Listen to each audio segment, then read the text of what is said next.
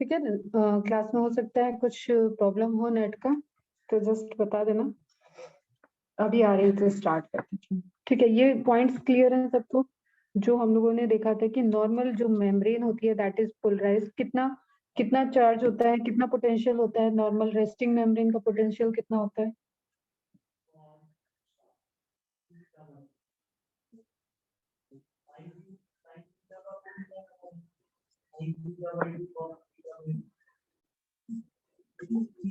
-70 millivolt, yes correct है।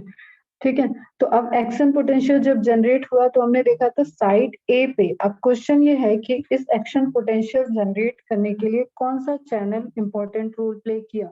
कौन सा चैनल इंपॉर्टेंट रोल प्ले किया है? ऑप्शन में मैंने दे दिया sodium channel, sodium potassium channel, और sodium potassium channel and sodium potassium channel and ATPase channel. बताओ, which channel involved in the generation of electric potential? Question ध्यान से सुनो, रिकॉर्डिंग आंसर करो।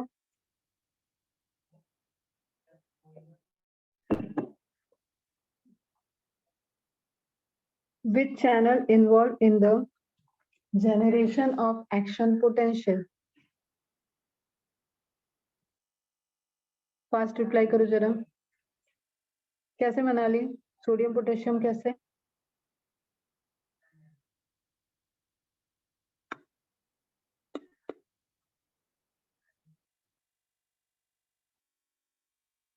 पोटेशियम का मूवमेंट मैंने कुछ बताया क्या वहां पे?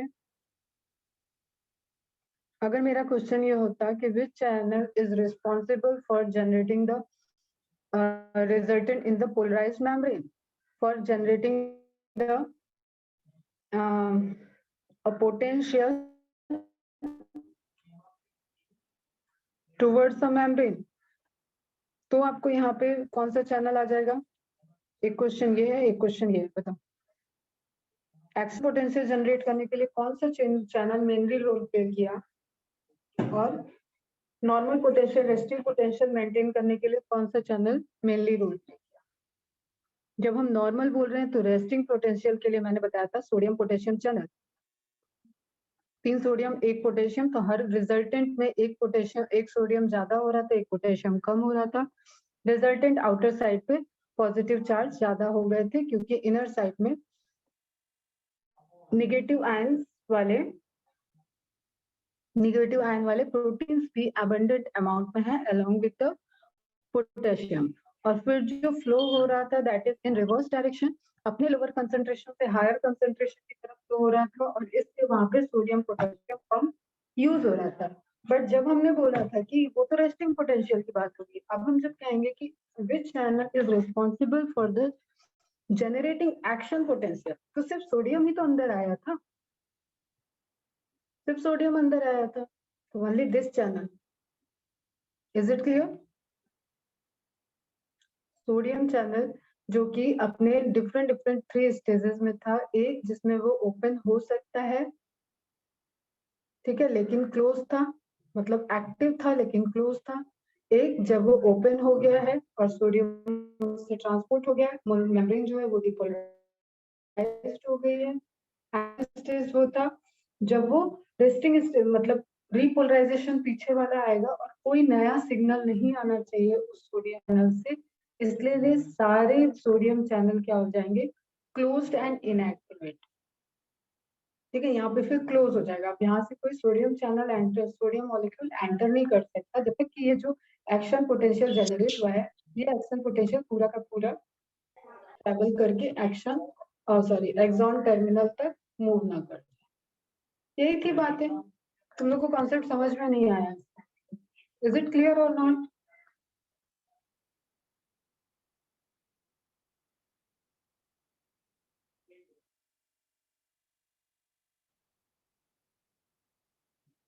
हेलो आकाश, आयुष, फरिया, कश्मीरा, दीप्ति, मनाली, श्रावणी, श्वेत, यश, इज इट क्लियर?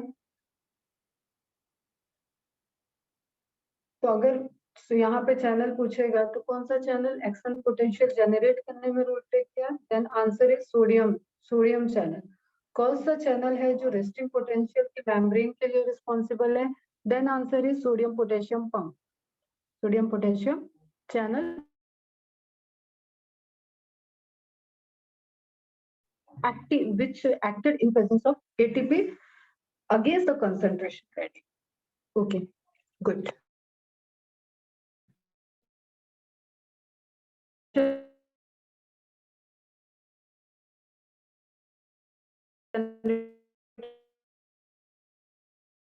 Potential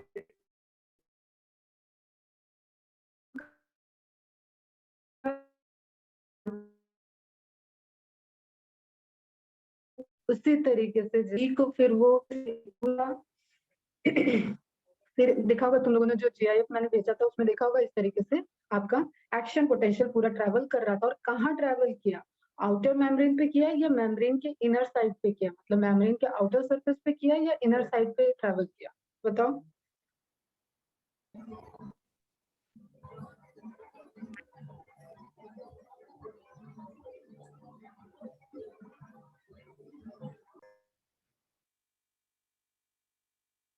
बताओ बच्चों, मेम्ब्रेन के आउटर साइड में इलेक्ट्रॉन इलेक्ट्रिक पोटेंशियल ट्रैवल किया या इनर साइड?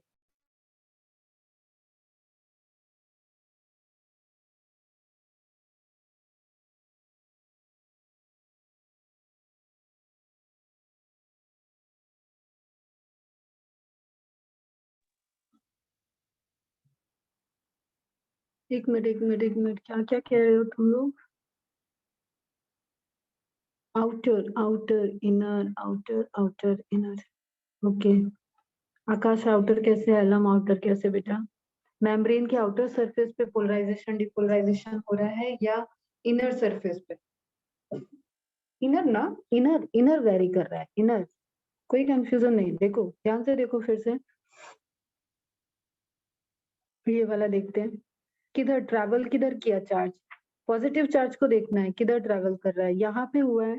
एक्शन पोटेंशियल कब जनरेट हुआ? जब पोलराइज स्टेज से डीपोलराइजेशन हुआ, मतलब पॉजिटिव अंदर हो गया नेगेटिव बाहर। नाउ पॉजिटिव अंदर ही अंदर मूव कर रहा है ना बेटा, तो पॉजिटिव इनर सरफेस पे, मेम्ब्रेन के इनर सरफेस पे ट्रैवल करा रहा है पोटेंशियल को, टुवर्ड्स कहाँ तक करा देगा? एक्सॉन टर्मिनल एंड तक। क्लियर है? चलो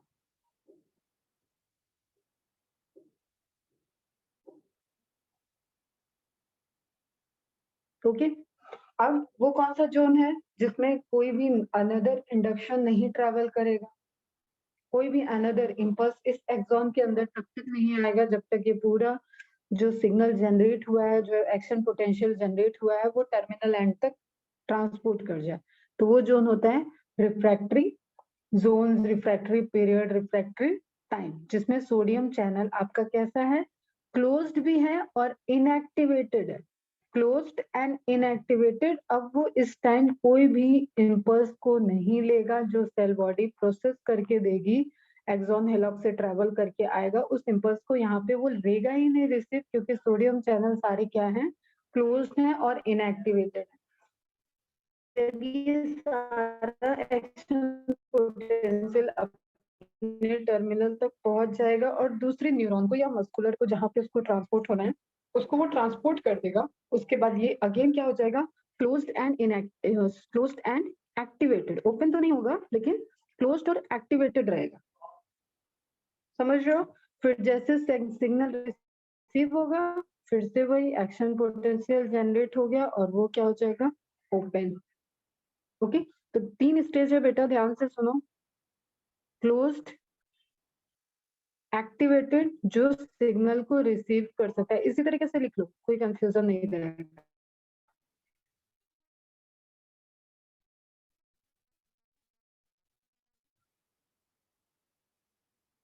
सिग्नल को रिसीव कर सकता, अंदर दिया एक्शन पोटेंशियल जनरेट हो गया, एक्शन पोटेंशियल। ये भी उसी सोडियम चैनल का स्टेज है। नाउ क्लोज हुआ, क्लोज हो गया एंड इनएक्टिवेटेड है, मतलब दूसरा जब तक ये इनर सरफेस पे पूरा एक्शन पोटेंशियल, पूरा जो इलेक्ट्रिक चार्ज है वो एक एंड से दूसरे एंड तक ट्रैवल नहीं हो जाए, तब तक ये किस स्टेज में रहेगा, क्लोज्ड एंड इनएक्टिवेटेड। क्या रीजन है इसका, loss can't receive another signal, ताकि एक जो सिग्नल जनरेट हुआ है वो अपने एंड पे पहुंच जाए, और इसको माइक्रो सेकंड लगते हैं। ठीक है, तो ऐसा नहीं है कि बहुत देर के लिए क्लोज है, माइक्रो सेकंड में ये सारे काम हो जाते हैं। तो उसी को आप ग्राफिकल वे में समझाओ, ये concept में आ गया सबको।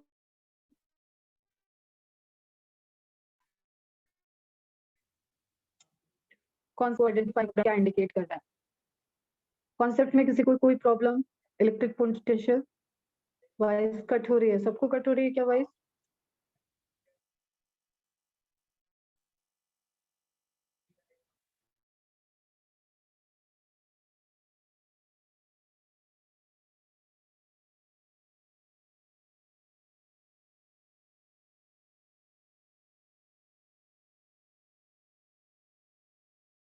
ओके, रिफ्लेक्सिव अभी हम आ रहे हैं। अभी भी कट हो रही है क्या आकाश? चेंज किया मैंने नेटवर्क की सेटिंग, अभी भी कट हो रही क्या? ठीक है, चलो सुनो अभी ध्यान से, कॉन्सेप्ट क्लियर हो गया? कॉन्सेप्ट क्लियर हुआ, सिग्नल रिसीव करना, एक्सॉन में सिग्नल रिसीव करना, एक्सॉन मेम्ब्रेन, एक्सोप्लाज्म, उसमें सिग्नल का इंडक्शन होने के बाद इंटरनल ही सरफेस पे ट्रैवल करना और टर्मिनल एंड तक पहुंच के उसके बाद ही सोडियम चैनल दोबारा एक्टिवेट होगा, दोबारा एक्टिवेट हो जाएगा अनदर सिग्नल को रिसीव करने के लिए। तो मनाली, जो मैं कह रही हूँ कि एक सिग्नल रिसीव करके दूसरे सिग्नल के बीच का टाइम है, मतलब फर्स्ट सिग्नल रिसीव किया उसने, प्रोसेस हुआ, सिग्नल ट्रैवल किया, एक ही सेल के अंदर है, एक्सॉन रीजन पे ही ट्रैवल कर रहा है, सिग्नल पहुंचा एक्सॉन टर्मिनल तक, ठीक है, एंड देन ट्रांसपोर्ट, ट्रांसमिशन हो गया सिग्नल का फर्दर आगे। ओके, अब कहानी हम क्या कह रहे हैं कि फर्स्ट सिग्नल रिसीव करने के बाद से जो एक्शन पोटेंशियल वाली प्रोसेस हुई, यहां से लेके ये पूरी प्रोसेस के बीच में ये वाली प्रोसेस अभी रिपीट नहीं होगी, कोई सेकंड सिग्नल नहीं आ सकता है, कोई सेकंड सिग्नल इस एक्सॉन के अंदर इंट्रोड्यूस नहीं होगा। ठीक, तो इतनी देर के लिए ये सोडियम चैनल क्या हुआ, शट डाउन हो गया ना, एक तरीके से प्रोसेस नहीं कर रहा है, ये ट्रांसपोर्टेशन नहीं कर रहा है, तो ये दरवाजा बंद हो गया। Okay, that time is refractive time, refractory period. अभी क्लियर है?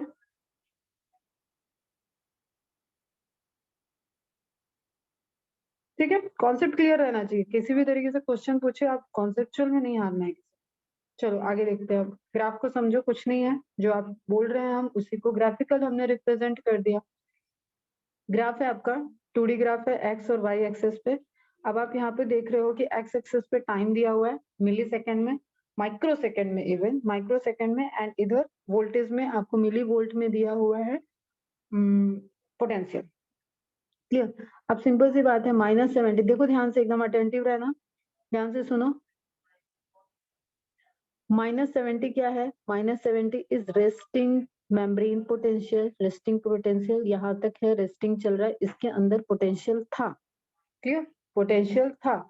ओके, रेस्टिंग पोटेंशियल पे स्टिमुलस रिसीव हुआ, स्टिमुलस रिसीव हुआ, सोडियम अंदर आया, सोडियम अंदर आया, चार्ज डिस्टर्ब हुआ, पॉजिटिव का जगह निगेटिव, निगेटिव की जगह पॉजिटिव हुआ। क्लियर? इससे ये हुआ, यहाँ पे मत लिखना, बस समझाने के लिए फिर से बोल रही हूँ। तो यहाँ पे ये वाली प्रोसेस हुई, इस प्रोसेस से क्या हुआ, एक पोटेंशियल जनरेट हो गया। अब पोटेंशियल एकदम से तो 30 नहीं पहुंच जाएगा, धीरे धीरे उसके अंदर पोटेंशियल आ रहा है, तो वो पोटेंशियल आया आया आया आया बढ़ रहा है, this is the threshold value. तो एक्शन पोटेंशियल आपका -50 MV से मैंने बताया था कि 30 MV तक, +30 MV तक जा सकता है, तो नियर बाई जो भी वैल्यू देगा दैट इज करेक्ट। तो -55 पे दिस इज द थ्रेशोल्ड जो रेस्टिंग पीरियड से उसको बाहर ले आया। ओके, अब ये सिग्नल पे डिपेंड करेगा कि वो कितना सिग्नल उसने दिया, कितना सिग्नल उसने रिसीव किया, कैसा सिग्नल है। बट ये पोटेंशियल में चेंज हो रहा है, पोटेंशियल हो गई और मेम्ब्रेन हो गई डीपोलराइज्ड, प्रोसेस हो गया डीपोलराइजेशन, पीक पे जा रहा है, पोलराइजेशन मतलब पोटेंशियल बढ़ता जा रहा है, बढ़ता जा रहा है, ये आ गया, आप मान लो ये 30 तक है, ठीक है, आप अपनी थ्योरी के अकॉर्डिंग इसको रख रहे हो 30, ओके, 30V के अकॉर्डिंग यहाँ पे 30 MV क्या हो गया, इसका एक्शन पोटेंशियल है, ओके। ये एक्शन पोटेंशियल अब आगे ट्रेवल हुआ, बट इस पर्टिकुलर साइट पे जहाँ पे इंडक्शन हुआ था, जहाँ पे स्टिमुलस आया था, एक्शन पोटेंशियल अब दूसरे साइड पे ट्रेवल कर जाएगा, ठीक है। इसका क्या होना है, इसको होना है रीपोलराइज्ड, ये रीपोलराइजेशन हो गया,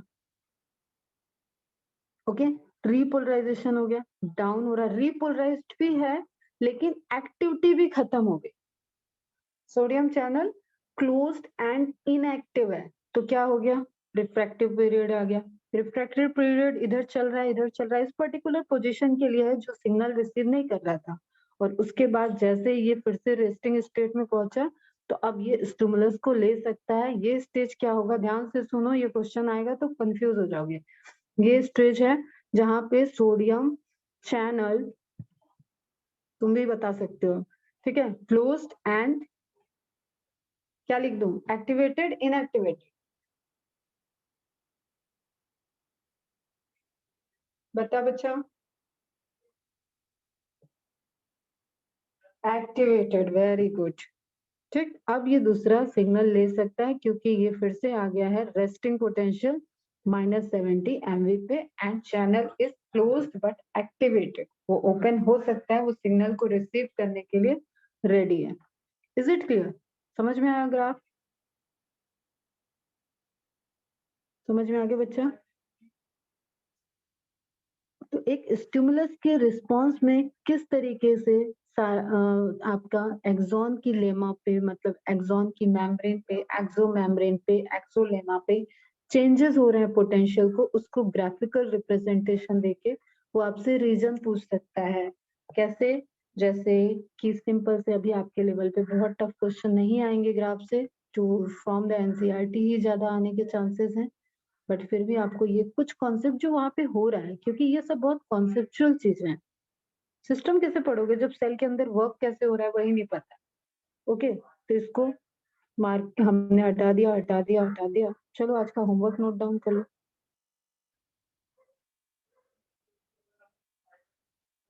इतने बड़े बड़े होमवर्क हम देते हैं कि करने का टाइम ही नहीं मिलता तुम लोगों को ना, 4-5 बच्चों के अलावा कोई ना है जो मेरा होमवर्क कर, A B C and D level करना है, ओके, क्लियर है, कोई क्वेरी यहाँ पे,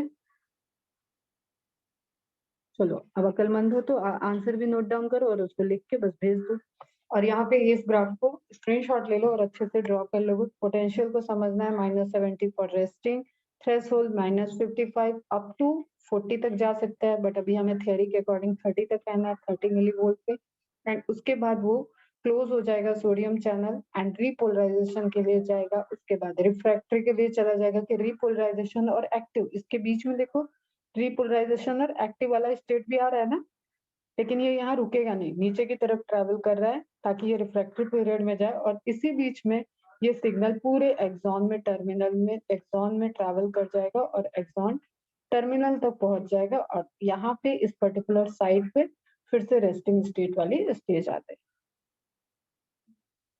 आई hope it is very very crystal clear to you.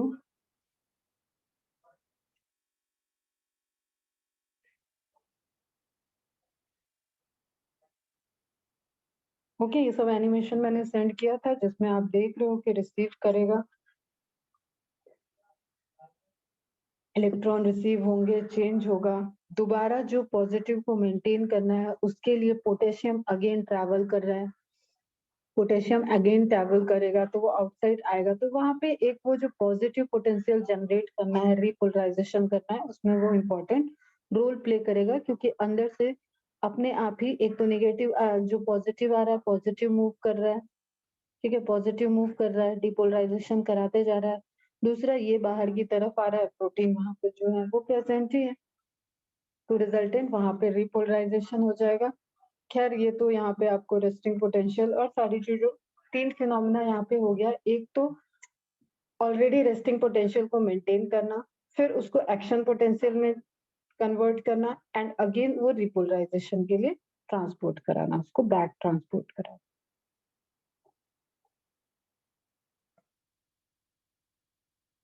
ठीक है। और अगर सिर्फ पूछता है एक्शन पोटेंशियल के लिए एक पंप, सॉरी रेस्टिंग पोटेंशियल के लिए एक पंप, तो आपको सोडियम पोटेशियम पंप देना है।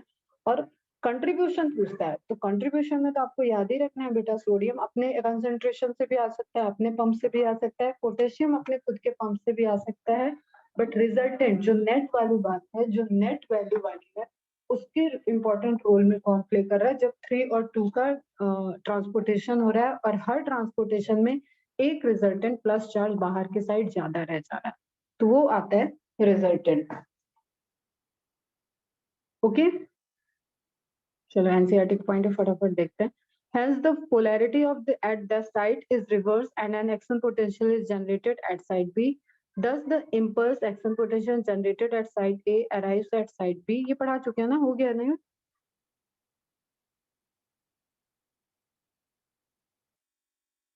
मार्क कर लो, अगर किया है मार्क तो फटाफट बताओ, आगे बढ़े। The rise in the stimulus induced permeability to sodium ion Na+ ऐसे लिखना है, is extremely short lived। Short lived है ये, तुरंत ही वो चैनल बंद हो रहा है, जो हम चैनल बंद होने की बात बता रहे हैं, दैट इज वेरी इंपॉर्टेंट। ये शॉर्ट लिव्ड है, नहीं तो वो 2 सिग्नल रिसीव कर लेगा। Clear? It is quickly followed by a rise in permeability to potassium ion। Potassium ion में परमेबिलिटी बढ़ेगी तो पोटेशियम आयन ट्रैवल कर जाएगा, जो बाहर के साइड नेगेटिव चार्ज हुआ है उसको वो नॉर्मलाइज कर देगा, वो पॉजिटिव में कन्वर्ट हो जाएगा। Within a fraction of a second, potassium diffuses outside the membrane and restores। अब ये important question है, फिर से पॉइंट इंपॉर्टेंट है। पोटेशियम डिफ्यूज हुआ, आउटसाइड आया and restores the resting potential. अब यहाँ पे पूछता है यहाँ पे कौन सा चैनल इन्वॉल्व है, फिर से वही ऑप्शन है, sodium potassium, sodium potassium ATPase, क्योंकि एनर्जी वगैरह का कॉन्सेप्ट भी आता है तो ऑप्शन में एटीपेज दे देता है। Then answer is which? Potassium. Single potassium आ रहा है, इस प्रोसेस के लिए उसको सोडियम के साथ एक्सचेंज होने की नीड नहीं है। ठीक है, उसको बाहर की तरफ पॉजिटिव चार्ज बढ़ाने हैं, तो पोटेशियम ऑलरेडी अंदर हायर कंसेंट्रेशन में है, हायर कंसेंट्रेशन से लोअर कंसेंट्रेशन की तरफ वो अपने पोटेशियम चैनल को यूज करके ट्रांसपोर्ट कर दिया, और एज ए रिजल्टेंट क्या किया उसने, with in a fraction of a second potassium ion diffuses. इसका मतलब ये पैसिव ट्रांसपोर्ट हो रहा है, वर्ड को पकड़ा करो, डिफ्यूजन इज पैसिव ट्रांसपोर्ट। तो ऐसे भी डिनाई हो गया कि सोडियम पोटेशियम पंप तो एक्टिव ट्रांसपोर्ट को शो करता है। तो diffuses outside the membrane and restores the resting potential, जो डिपोलराइजेशन स्टेट हुआ था उसको रीस्टोर कर दिया।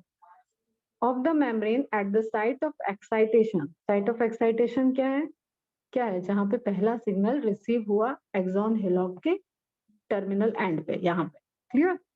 That is the site of excitation, और यहाँ इनर ट्रैवल हो रहा है और ये चैनल क्लोज हो गया, रिफ्रैक्टरी पीरियड तक ये क्लोज रहेगा, and the fibre becomes once more responsive to further stimulation. अब ये क्या हो गया, एक्साइटेशन पे रीस्टोर हो गया, तो फिर वही बात है, activated and close. Is it clear बच्चा?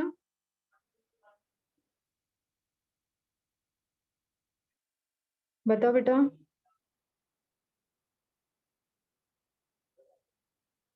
एकदम अच्छे से समझ में आ गया ना? कल के टेस्ट को देने के बाद ये चैप्टर बहुत अच्छे से सारे एमसीक्यूज और सारी चीजों को खत्म करो, ये समझ लो थर्सडे फ्राइडे तक खत्म हो जाएगा, और नेक्स्ट वीक में तुम्हारा वो भी स्टार्ट हो जाएगा, लास्ट एंडोक्राइन सिस्टम। तो नेक्स्ट टेस्ट में तुम्हारा न्यूरल और एंडोक्राइन दोनों आएगा। मैं सिलेबस बता दे रही हूँ अभी, न्यूरल और एंडोक्राइन दोनों आएगा, और इस बीच में आपको कोई भी रिवीजन वाला चैप्टर नहीं उठाना है।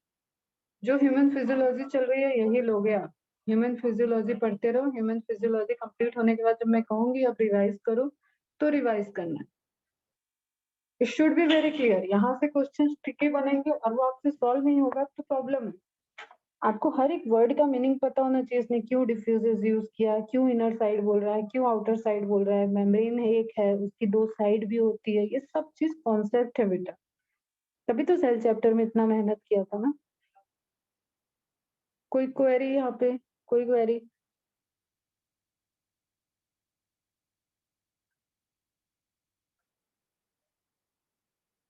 हाँ, एक नोटिस और नोट डाउन करो कि सभी लोग 12th एनसीईआरटी ऑर्डर करो फटाफट।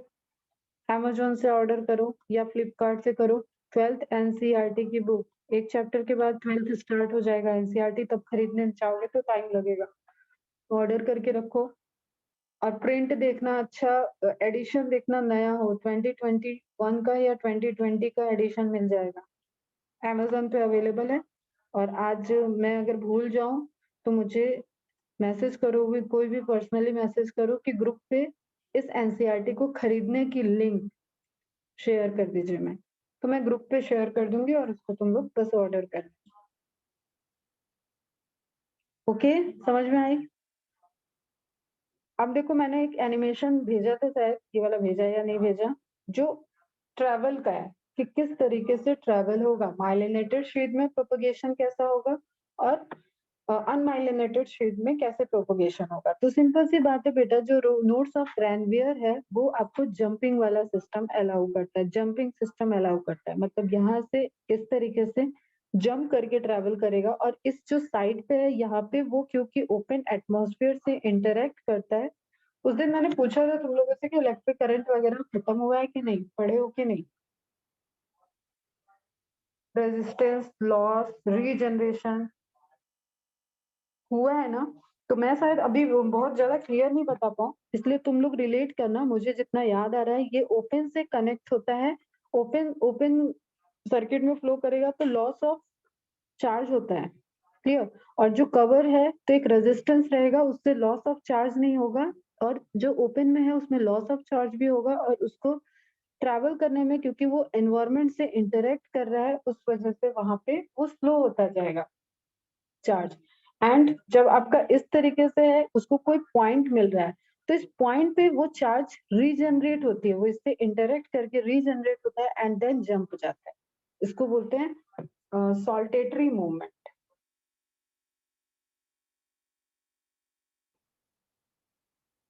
फिजिक्स आ रही है यहाँ पे?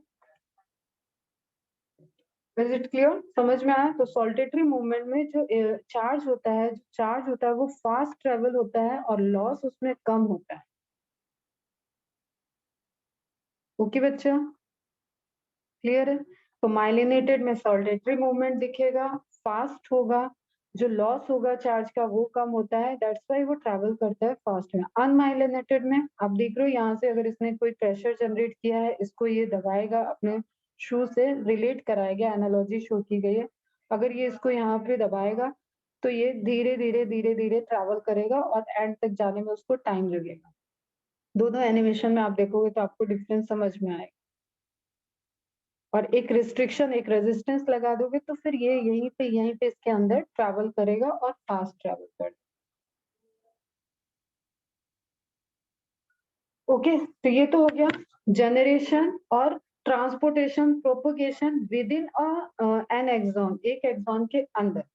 नाउ व्हाट, एक्सॉन को सिग्नल आगे देना भी है तो उसको बोलते हैं ट्रांसमिशन ऑफ इम्पल्सेस। दोनों टर्मिनोलॉजी में एकदम क्लियर रहना। ट्रांसमिशन मतलब एक एक्सॉन से दूसरे जगह पे गया, प्रोपगेशन मतलब विद इन द एक्सॉन वो इम्पल्स जो है वो ट्रांसमिट हो रहा है। ट्रांसमिट तुम यूज कर सकते हो side A, side B, side C के रिस्पेक्ट में, you can use the word transmission. But when you talk broadly the transmission of impulses then it is between the two axon और one axon and one neuron and another muscular system. Okay बच्चा, अब हम लोग क्या बात करेंगे, transmission of impulses. तो यहाँ पे बनेगा क्लेफ्ट, एक देने वाला, एक लेने वाला और प्रोसेस आगे। अगर न्यूरॉन से न्यूरॉन जा रहा है तो उसकी डेंड्राइट रिसीव करेंगे, उसकी सेलुलर बॉडी उसको सेल बॉडी साइटोन उसको प्रोसेस कर देगा and again action potential generate होगा कहाँ पे, एक्सॉन में। क्लियर? फिर वो उसके टर्मिनल तक जाएगा। तो यहाँ पे कुछ बड़े इंपॉर्टेंट एमसीक्यूज आते हैं और बहुत रिपीटेड आते हैं ये, एकदम अटेंटिव होके सुनना। A nerve impulse is transmitted from one neuron to another through junctions called synapses. पहला एमसीक्यू। सुनील सर की बैकग्राउंड में आवाज आ रही है ज्यादा क्या?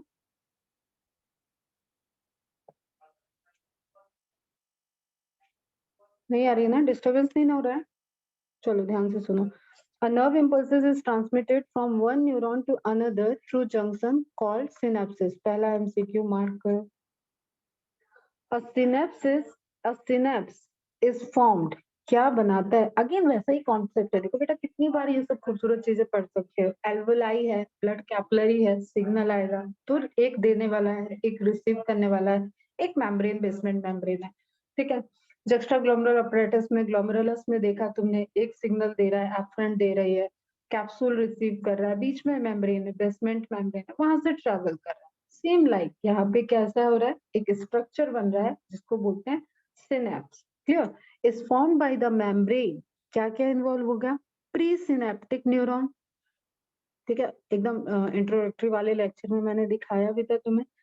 एक सिनेप्स मतलब ऐसा स्ट्रक्चर बन रहा है। ओके, ये पूरा स्ट्रक्चर क्या हो जाएगा? सिनेप्स। इसको कंप्लीटली बोलेंगे तो इस सिनेप्स, ये पूरा सिनेप्स हो गया तो एक क्या है इसमें? Pre synaptic. इस सिनेप्स के पहले, इस सिनेप्स के पहले का, तो वो क्या हो गया बेटा? Pre synaptic. क्लियर है? First. And post synaptic neuron second. Clear? दो न्यूरॉन, न्यूरॉन न्यूरॉन के बीच में अब ये कहानी भी समझ में आ गया। विच मे और may not be separated by a gap called synaptic cleft. अब ये क्या कह रहा है, ध्यान से सुनना इसको। There is two types of transmission.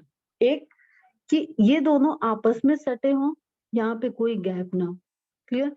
ये एकदम जस्ट यहाँ पे आए, जितना जितना पोर्शन मैंने ब्लू वाला ड्रॉ किया वो गैप हो गया। क्लियर? ये ब्लैक वाला अगर हम कहें कि ये ब्लैक वाला आके पूरा इसमें फिट है इस क्लेफ्ट में, ठीक है, तो ये क्या हो गया? ये आपका इलेक्ट्रिकल सिनेप्सिस हो जाता है। जैसे तुमने सिंपल वायर देखो, तुम एक वायर को दूसरे वायर में टच कर दो, एक वायर को दूसरे वायर में टच कर दो तो इसका चार्ज इस पे ट्रेवल हो जाएगा। बोलो हाँ या ना? हो जाएगा ट्रेवल। ठीक है, समझ में आ रहा है ना?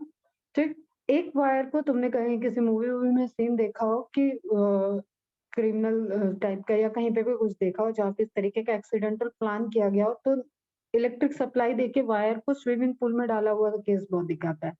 तो यहाँ पे एक मीडियम हो गया जो इलेक्ट्रिक चार्ज इस स्विमिंग पूल में ट्रैवल कर जाएगा। क्लियर है? ठीक। अगर अब दूसरा चार्ज भी इधर से लगाए, अब इसमें वो वर्क नहीं करेगा कि हम यहाँ से कोई तार लगा दें तो ये पानी से इधर ट्रैवल कर जाएगा, वो नहीं करेगा। बस हम समझा रहे हैं कि यहाँ पे एक मीडियम आ गया। ठीक है, जो मैमल्स के होते हैं दैट इज द सिनेप्टिक, इनमें इनमें इलेक्ट्रिकल सिनेप्सिस नहीं होते, इसमें केमिकल सिनेप्सिस होते हैं, वो रिलीज करेंगे। जैसे एसिटाइल कोलिन में हमने देखा ना, अब वहां पे हमने क्या देखा था कि ये जो क्लेफ्ट बन रहा है इसमें प्री सिनेप्टिक वाला एसीएच को रिलीज किया था और जो आपका मसल्स वाला था उसने रिसीव कर दिया था। तो हम देख रहे हैं कि यहाँ पे बीच में एक गैप आएगा, समझना है ध्यान से, बहुत इंपॉर्टेंट है। ठीक है, दो तरीके से है। एक तो हमने कहा अपनी रिस्ट बांधो और दूसरे हाथ में उसको फिट कर। ठीक है, अपनी रिस्ट लो और एक एक एक हाथ में मुट्ठी बांधो और दूसरे हाथ के पाम खोल के बस उसको क्लेफ्ट जैसा कर्व बनाओ और उसमें जाके अपना रिस्ट फिट कर दिया दूसरे हाथ का और उसको मूव कर रहे हैं ज्वाइंट की तरह। तो यू विल सी कि यहाँ पे बीच में गैप नहीं है, दोनों एक दूसरे को टच कर रहे हैं। अब अगर इस सरफेस पे कोई चार्ज होगा तो वो तो डायरेक्टली इलेक्ट्रिक इधर से इधर ट्रेवल कर जाएगा। Are you getting my point बच्चा?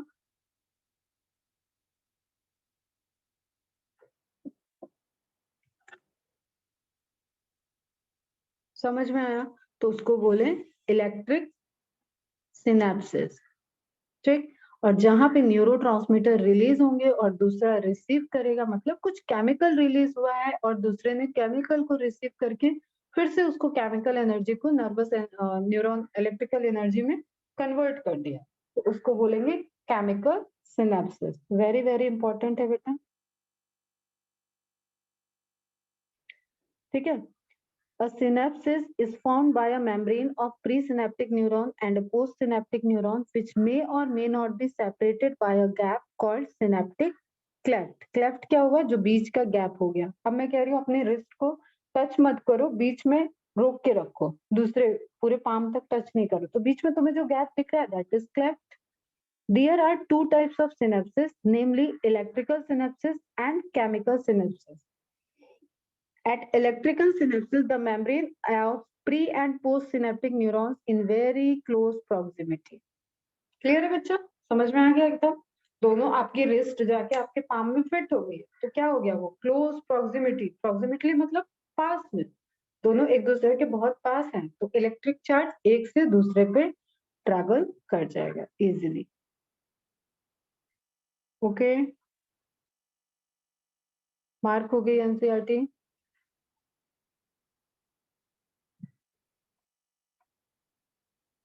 कोई कंफ्यूजन किसी को? अब जब दोनों ज्वाइंट हैं तो इलेक्ट्रिक करंट को डायरेक्ट सप्लाई मिल गई, डायरेक्ट फ्लो कर जाएगा। Electric current can flow directly from one neuron into the other across these synapses. Synapses बनाने में कौन कौन इन्वॉल्व हुआ बेटा? प्री सिनेप्टिक न्यूरॉन की मेम्ब्रेन, पोस्ट सिनेप्टिक न्यूरॉन की मेम्ब्रेन, प्लस क्लेफ्ट में अगर कोई क्लेफ्ट प्रेजेंट है, तो यहाँ पे तो प्रेजेंट नहीं था, तो इलेक्ट्रिक करंट में pre synaptic neuron and post synaptic neuron दोनों आपस में टच हैं और इलेक्ट्रिक पोटेंशियल जो है वो ट्रैवल हो जाएगा। डायरेक्ट क्वेश्चन है अब ये कि किसमें डायरेक्टली फ्लो होगा और किसमें रीजनरेट होगा at the site of synapsis formation. Okay, चलो। Transmission of Transmission of an impulse across electrical synapses is very similar to impulse conduction along a single axon. अब ये तुमको वैसे ही दिख रहा है ना, जब लेयर लेयर टच हो गई तो आप ये कह सकते हो कि भाई एक्सॉन की लेंथ बढ़ा दो, कोई दूसरी मैकेनिज्म तो हुई नहीं। उसी तरीके से इलेक्ट्रिक इंपल्स ट्रेवल कर रहा है आगे, वो दूसरा एक्सॉन है बस। तो जैसे सिंगल एक्सॉन में ट्रांसमिट हो रहा था, उसी तरीके से वो दो दो एक्सॉन के बीच में, दो न्यूरॉन्स के बीच में ट्रांसमिट हो गया, क्योंकि वही एक्शन पोटेंशियल ट्रैवल होता रह रहा है। ओके, अब ट्रैवल के लिए कोई बीच में दूसरी प्रोसेस नहीं आई, तो यहाँ पे ट्रैवल क्या हो गया? फास्टर हो गया। ये सब क्वेश्चन है बेटा, सब क्वेश्चन है।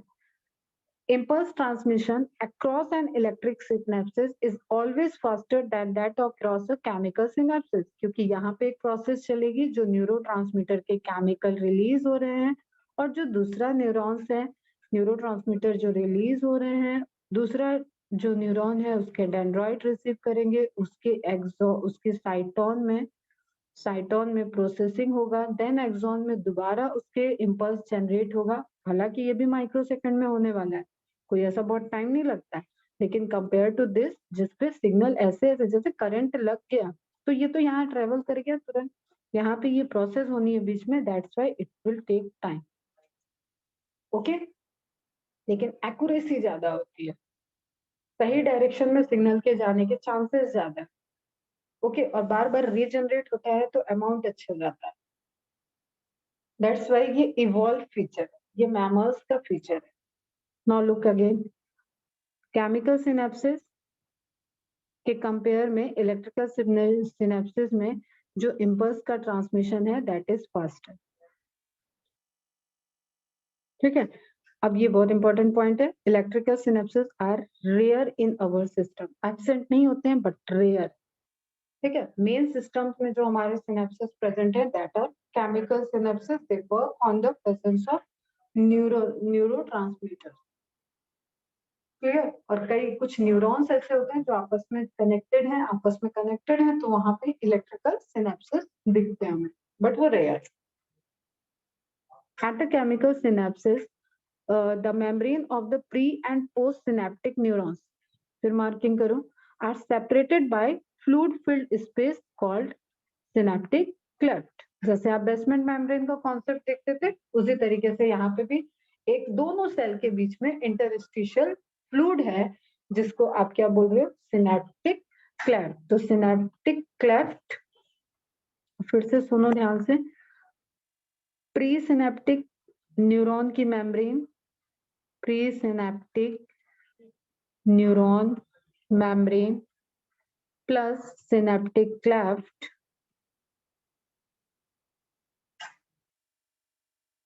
फ्लूइड, ध्यान से एकदम अटेंटिव होके, plus post synaptic neuron membrane, ये तीनों मिलके क्या बना है बेटा, synapses, synapse. Is it clear?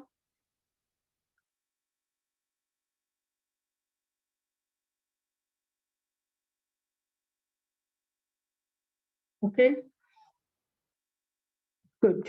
अब कह रहा है, do you know how the pre synaptic neuron transmits an impulse action potential, impulse मतलब एक्शन पोटेंशियल, रेस्टिंग पोटेंशियल तो इम्पल्स जनरेट नहीं करेगा, वो एज इट इज रेस्ट में, across the synaptic cleft to the post synaptic neuron. ये जो बीच में आपका आ रहा है सिनेप्टिक क्लेफ्ट वाला पोर्शन जो कि फ्लूइड है, यहाँ पे क्या कहानी है, वो ये कह रहा है कि डू यू नो, इलेक्ट्रिक से इलेक्ट्रिक में जाना तो इजी था, यहाँ पे बीच में जो फ्लूइड आ रहा है उस नदी में क्या होगा, वो पूछ रहा है। Clear? Chemicals called neurotransmitter are involved in the transmission of impulses at these synapses. That's why वहाँ पे केमिकल एनर्जी जो सिरे तक लास्ट टर्मिनल सिनेप्सिस तक सिनेप्टिक पॉइंट तक आई, उससे नॉब सिनेप्टिक नॉब तक आई, उस सिनेप्टिक नॉब के मेम्ब्रेन से अब ये इलेक्ट्रिक इम्पल्स केमिकल के फॉर्म में कन्वर्ट होगा, जिसको बोलेंगे neurotransmitters, and these neurotransmitter plays important role for the transmission of that particular signals, which is in form of electrical signals converted into chemical signals, then again received by the chemical receptors, ठीक है, and then again it is converted into electric impulse in relatively जो आपका second वाला neuron है, post synaptic neuron. Okay बच्चा, तो ये बड़ा इंपॉर्टेंट है, यहाँ पे ध्यान रखना। समझ में आया?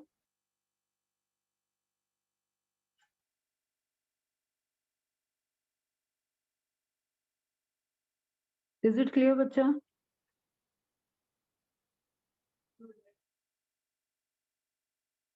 तो chemical neurotransmitter, very good beta, are involved in the transmission of impulses at these synapses, और वही chemical connection बना रहे हैं between the presynaptic neuron and postsynaptic neurons के बीच में transmission. The axon terminal contain vesicles, vesicles में ही आएंगे neurotransmitter release होंगे। देखो आप एनिमेशन आज शेयर कर देंगे, एनिमेशन में देखना, और एसिटाइल कोलिन के टाइम भी आप देखिए कि वहां पे वेसाइकल्स बनेंगे न्यूरल मेम्ब्रेन पे, जो ये न्यूरो मेम्ब्रेन है, तो इस मेम्ब्रेन पे वेसाइकल्स बनेंगे जो रिलीज करेंगे, ठीक है, vesicles filled with these neurotransmitters. When an impulse arrives at the axon terminal in form of chemical, in form of neuron, अभी अभी जो टर्मिनल पे गया है दैट इज इम्पल्स की बात हो रही है, एक्शन पोटेंशियल जब इम्पल्स ट्रेवल कर गया एक्सॉन टर्मिनल में आया, then it converted in form of chemical energy neurotransmitter.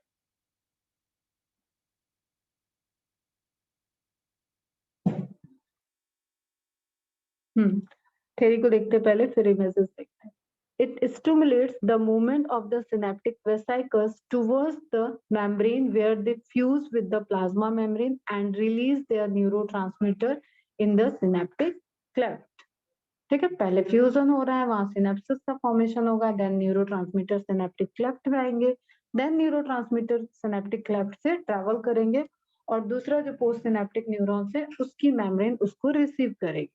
और ये सब बड़ा मैजिकल चीजें हैं, सब एकदम कोऑर्डिनेट वे में, हर जगह यही चल रहा है, बाहर की दुनिया में भी देखोगे किसी को कोऑर्डिनेशन करना है इसी तरीके से करना है, अपनी बात किसी से कहेगा, वो बात जाके दूसरे से कहेगा, तो ये प्रोसेस यही हो रही है। The released neurotransmitter binds to their specific receptor. अब ये सब चीजें तो मैंने इतनी तुम्हें क्लैरिटी से समझा रखी है कि हर चीज जो ट्रेवल कर रहा है उसको रिसीव करने के लिए प्लाज्मा मेम्ब्रेन ने अपने हाथ बना रखे हैं, वो रिसीव करेगा, वो कप लेके खड़ा है, वो बास्केट लेके खड़ा है कि ये चीज इस बास्केट की है, ये चीज इस बास्केट में जाएगी। हार्मोन्स आएंगे, उसके रिसेप्टर है, एंटीजन आएगा, उसका रिसेप्टर है, एंटीबॉडी आएगा, उसका भी रिसेप्टर है। बहुत मल्टीपल रिसेप्टर्स प्रेजेंट है प्लाज्मा मेम्ब्रेन पे, जो डिफरेंट डिफरेंट केमिकल्स के हैं, जो बहुत स्पेसिफिक है। Okay, the released neurotransmitter bind to their specific receptor present on the postsynaptic membrane. Same process चल रहा है. The binding opens ion channels. अब सुनो ध्यान से. Allowing the entry of ions which can generate a new potential. ये important है.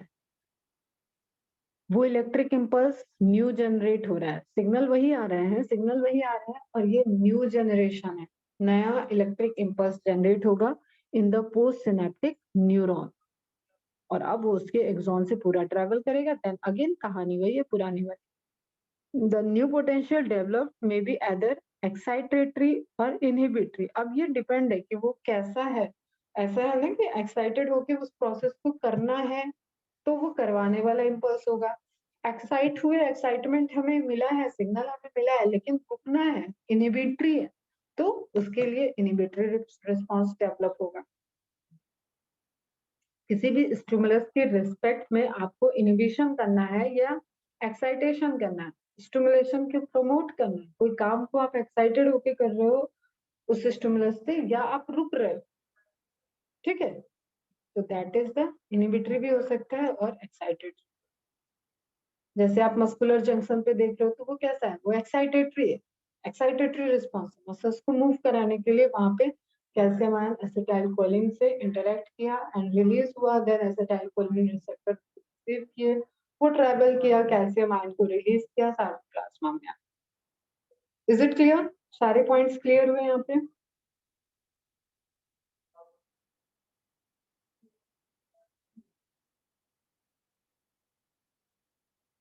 अब पहले जो आपसे क्वेश्चन इमेज बेस पे आएगा उस इमेज को देख लो, एनसीईआरटी में इमेज होगा, फटाफट इसको भी देखो ध्यान से। ये क्या है? एक्सॉन, समझते हुए, this is again part of axon. Axon का ही टर्मिनल सिनेप्टिक क्लेफ्टर्स बनाने में जो सिनेप्टिक नॉब यूज आएगी, इंटरप्रेटेड करेगी, दैट इज तो एक्सॉन। एक्सॉन टर्मिनल, इसको सिनेप्टिक नॉब भी लिख लो, सिनेप्टिक नॉब, ओके।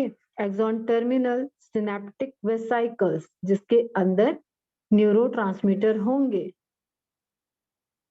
लिखते चलो चलो, contains neurotransmitter, okay. Pre synaptic membrane, क्योंकि ये सिग्नल लेके आ रहा है। पोस्ट सिनेप्टिक मेम्ब्रेन, जो सिग्नल रिसीव करने वाला है।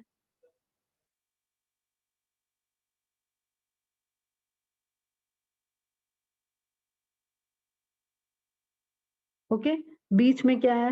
फ्लूइड। आगे सारी थ्योरी सामने, फ्लूइड, ठीक। डोनर, डोनर न्यूरॉन ने रिसीव कर रिलीज किया, रिसीवर न्यूरॉन के रिसेप्टर्स ने रिसीव किया, ठीक है। बीच में सिनेप्टिक क्लेफ्ट क्या है? फ्लूइड है। इस फ्लूइड से ये ट्रैवल कर रहा है और पर्टिकुलर रिसेप्टर पे ये बाइंड करेगा। यहाँ पे ये बाइंड नहीं कर सकता, यहाँ पे बाइंड नहीं करेगा, यहाँ पे बाइंड नहीं, ये रिसेप्टर पे ही बाइंड करेगा, अपने स्पेसिफिक रिसेप्टर्स पे। तो रिसेप्टर कहाँ प्रेजेंट है? रिसीवर की तरफ। रिसीवर क्या है? Post synaptic neuron. क्लियर बच्चा? बता बेटा, फटाफट बता।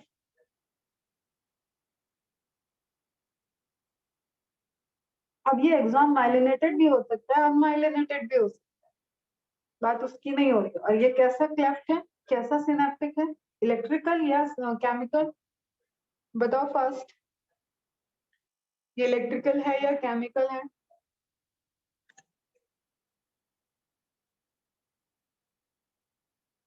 केमिकल है, वेरी गुड। तो लिखने की नीड है तो यहीं पे डायग्राम में नीचे जहाँ पे लेबलिंग लिखा हुआ है फिगर 21.3, वहां पे लिख लो। तो जब भी आप इमेज देखोगे तो आपको ये याद आ जाएगा कि हमारे जो न्यूरॉन्स हैं they are chemical, they are mostly chemical. Okay, clear है? अब इसका एक एनिमेशन भेजेंगे, उसको देख लेना किस तरीके से ये न्यूरॉन वर्क कर रहे हैं।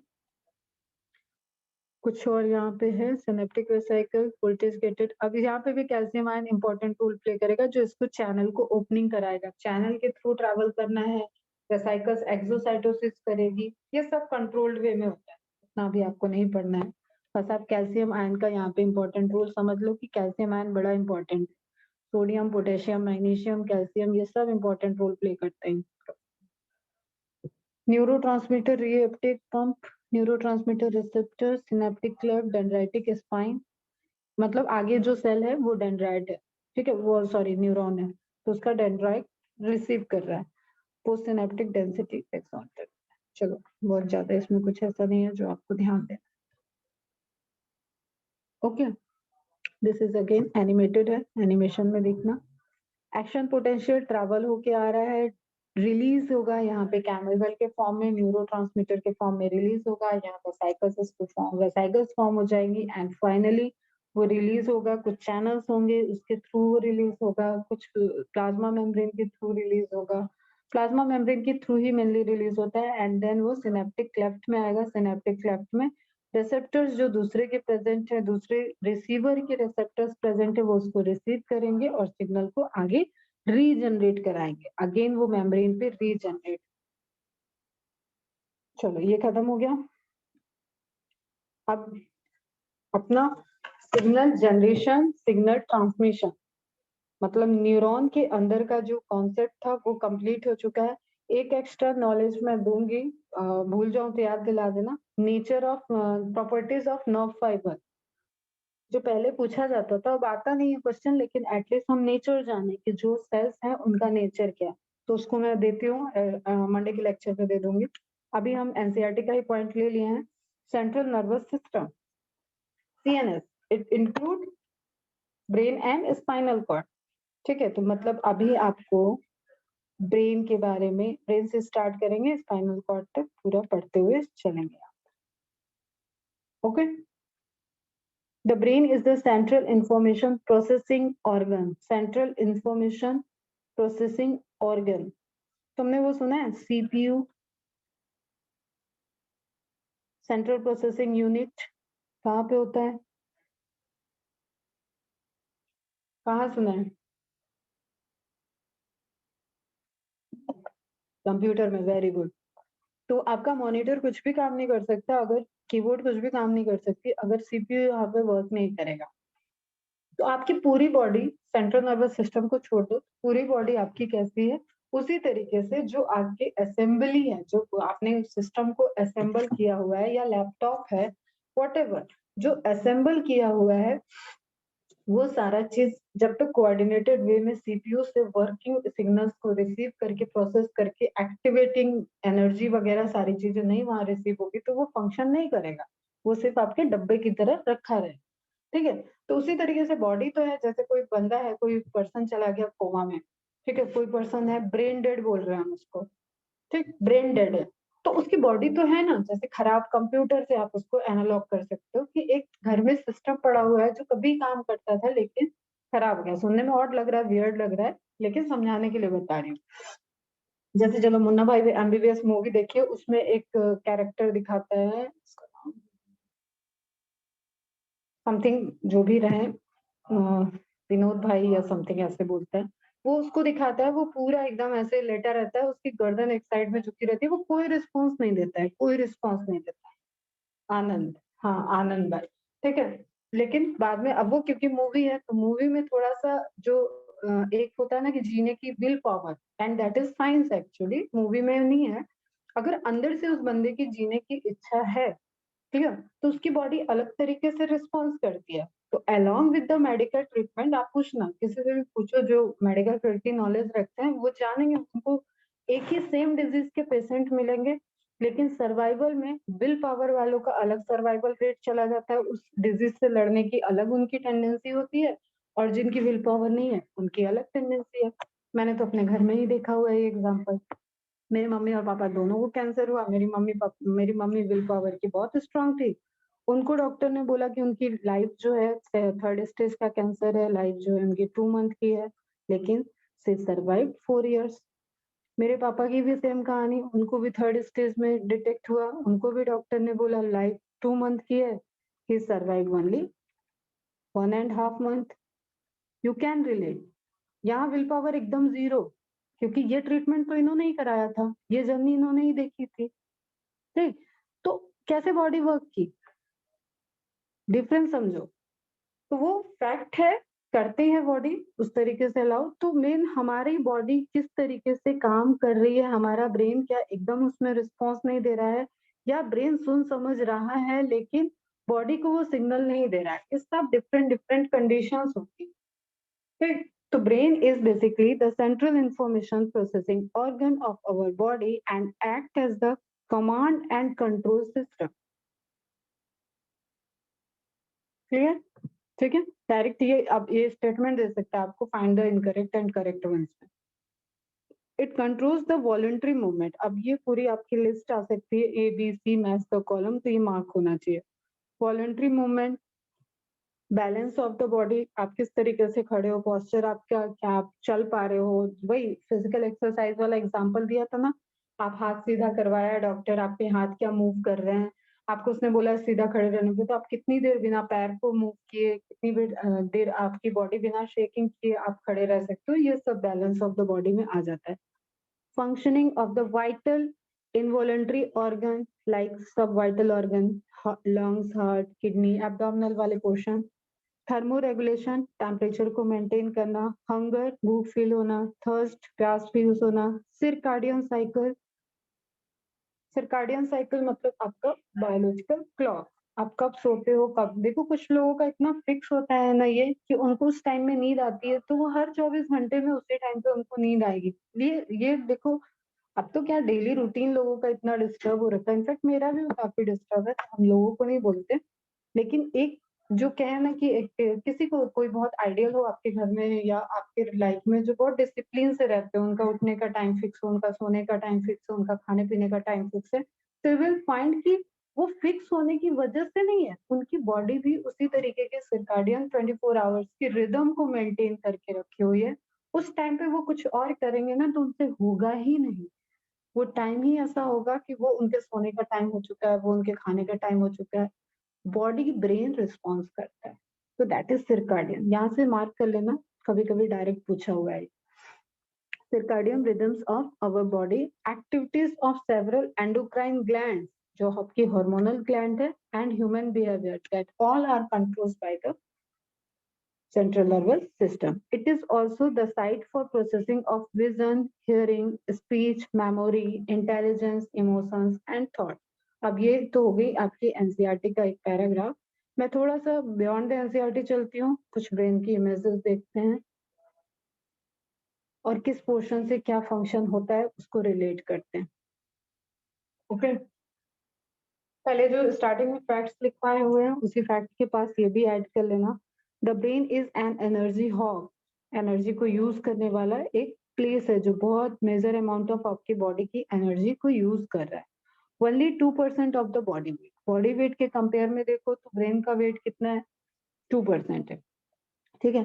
The organ consumes, body weight, the organ consume 25% of the sugar, पूरी बॉडी जितना शुगर यूज कर रही है, जितना शुगर मतलब चीनी नहीं, शुगर मतलब जो आपको ग्लाइकोलिसिस करने के लिए ग्लूकोज चाहिए, ठीक है, तो ग्लूकोज यूज कर रही है, उसका बॉडी का 100% में 25% आपके ब्रेन यूज कर रहा है, एंड 20% ऑफ ऑक्सीजन, ठीक है। एटीपी में मैंने ऑलरेडी बता दिया है कि बॉडी का सोडियम पोटेशियम पंप जो होता है वो आप जितना एटीपी आपका चल यूज हो रहा है, जितना सिंथेसाइज हो रहा है, वो मेटाबॉलिकली यूज हो रहा है, उसका 50% के करीब 50-55% तो सिर्फ और सिर्फ सोडियम पोटेशियम पंप को मेंटेन करने में एनर्जी जा रही है। ओके, हर जगह एक्शन पोटेंशियल जहाँ पे है, सभी जगह रेस्टिंग पोटेंशियल की बात कर रही हूँ, क्योंकि sodium potential pump is responsible for the resting potential.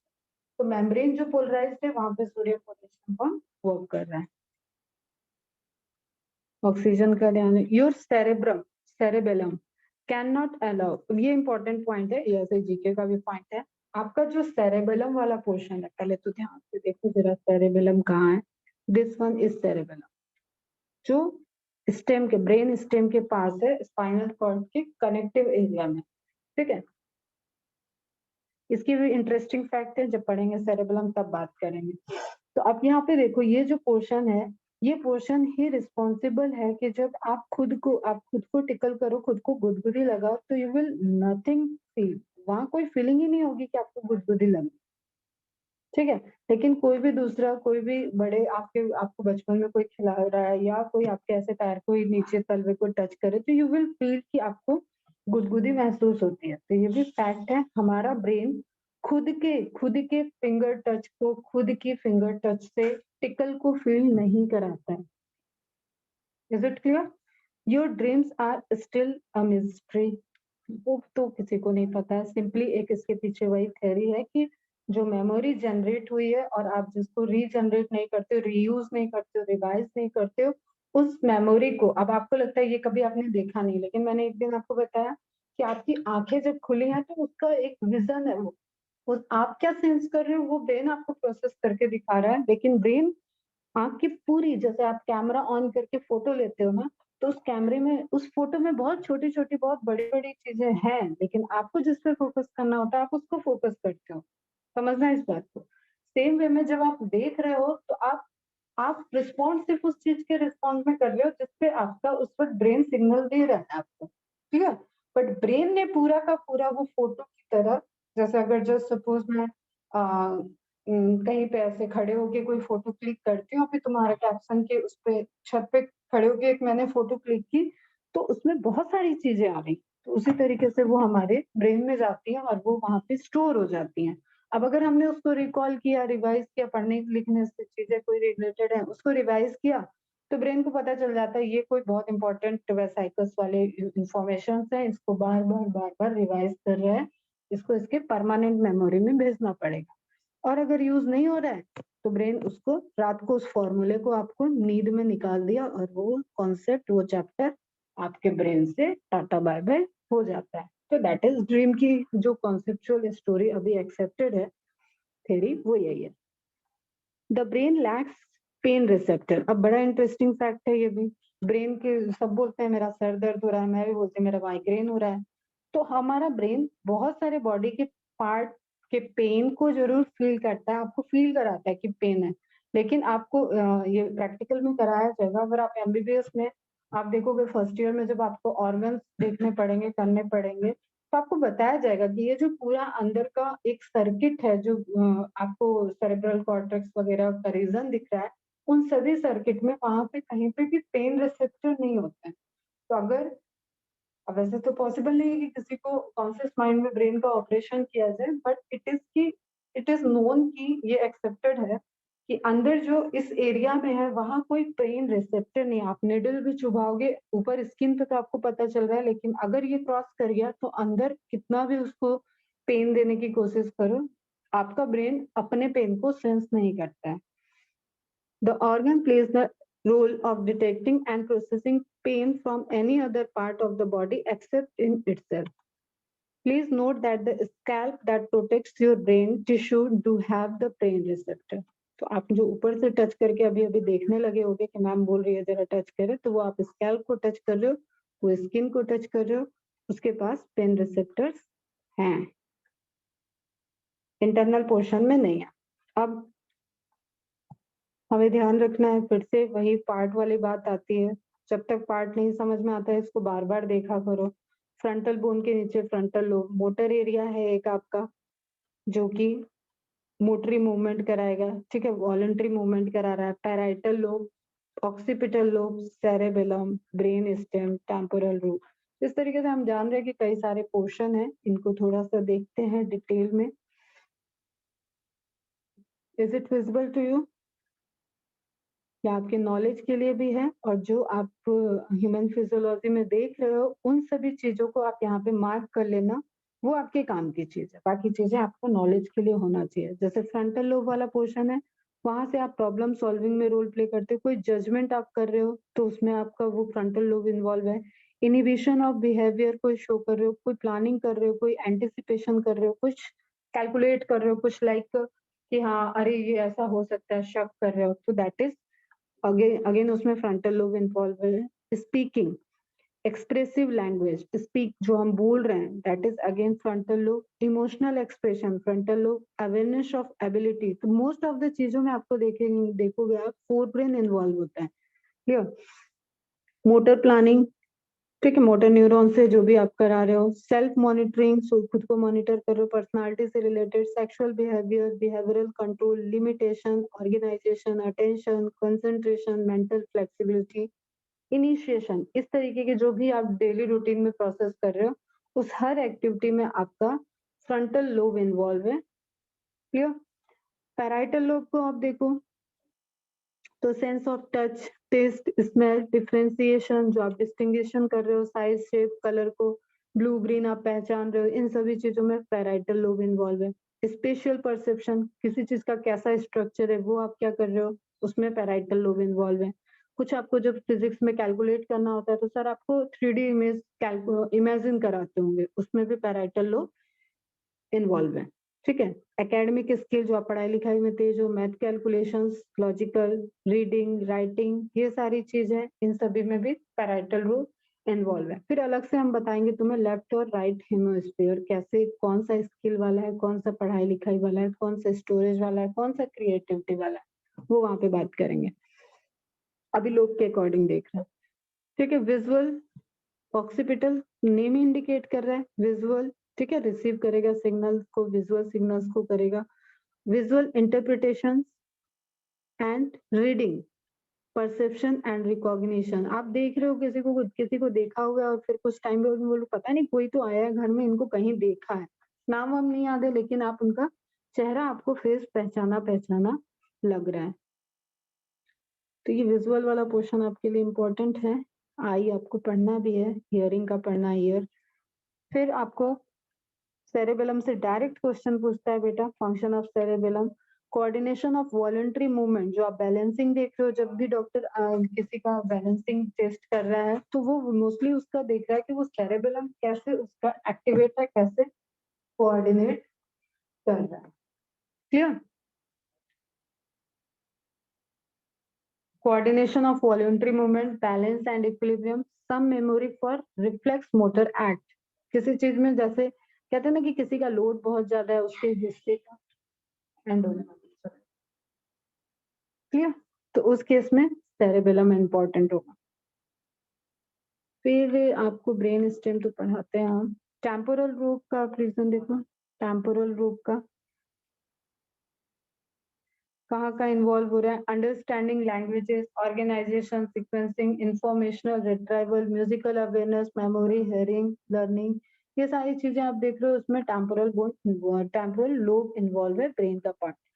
तो आप कई सारा ब्रेन फंक्शन, इसको तो बहुत आराम से देखोगे तो ये समझ में आएगा, और एक बार में समझ में भी नहीं आता. बात अभी ये है कि आपको अपने एमसीक्यूज के अकॉर्डिंग याद रखना है. तो मैं मार्क कर रही हूँ, कुछ चीजों पे ध्यान देना. ऑक्सीपिटल लोब तो पूरा ही पढ़ना है. वर्निक एरिया पूछा गया क्वेश्चन है, एम्स में आया हुआ है. वर्निक एरिया, ब्रोकाज एरिया देते हैं हम, इसमें नोट्स भी देंगे. ठीक है. ब्रेन स्टेम, क्योंकि यहाँ पे आपका मेडुला और मेडुला ऑब्लांगेटा और पॉन्स आ जाता है. मोटर एरिया, बाकी ये तो आपको याद हो जाएगा. ओके बच्चा. क्लियर.